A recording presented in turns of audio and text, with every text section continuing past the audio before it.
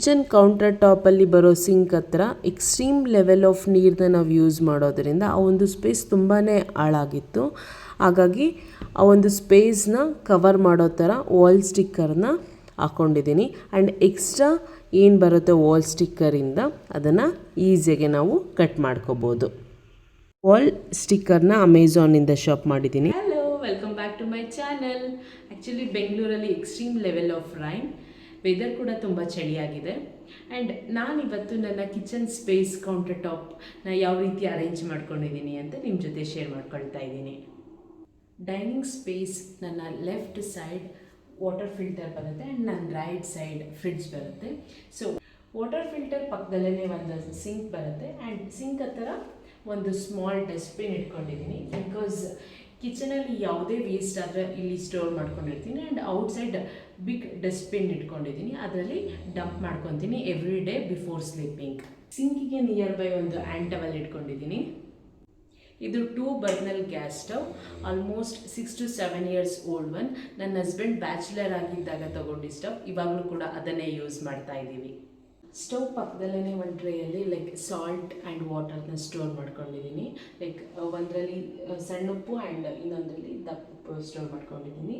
Like glass water ಬಾಟಲಲ್ಲಿ ಯಾವಾಗಲೂ ನೀರು store ಮಾಡ್ಕೊಂಡಿರ್ತೀನಿ. Because cook ಮಾಡಬೇಕಾದ್ರೆ ನನಗೆ ನೀರು ಬೇಕು ಅಂತ ಅನಿಸಿದಾಗ ನೀರು ಕುಡಿಯೋಕೆ ಅಂತ ಮಾಡ್ಕೊಂಡಿದ್ದೀನಿ. ಆ್ಯಂಡ್ ಈ ಒಂದು ಎಲೆಕ್ಟ್ರಿಕ್ ಗ್ಯಾಸ್ ಲೈಟರಲ್ಲಿ ಜಸ್ಟ್ ನಾವು ಈ ಬಟನ್ನ ಜಸ್ಟ್ ಹಿಂಗೆ ಮೂವ್ ಮಾಡಿದ್ರೆ ಲೈಕ್ 4 ಪಾಯಿಂಟಲ್ಲಿ 3 ಪಾಯಿಂಟ್ಸ್ ಶೋ ಆಗ್ತಿದೆ, ಅಂದರೆ 3% ಆಫ್ ಚಾರ್ಜ್ ಇದೆ ಅಂತ. ಲೈಕ್ ಫುಲ್ ಚಾರ್ಜ್ ಆಗಿದ್ರೆ 4 ಪಾಯಿಂಟ್ ತೋರಿಸುತ್ತೆ.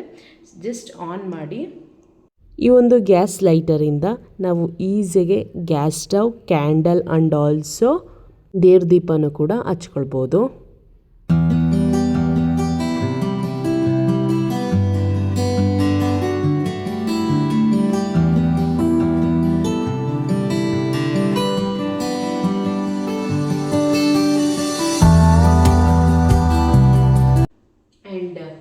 ಅದ್ರ ಪಕ್ಕ ಲೈಕ್ ಕಾರ್ನರ್ ಸ್ಟೀಲ್ ರ್ಯಾಕ್ ಇಟ್ಕೊಂಡಿದ್ದೀನಿ. This is from Kavitha metal Tumakuru.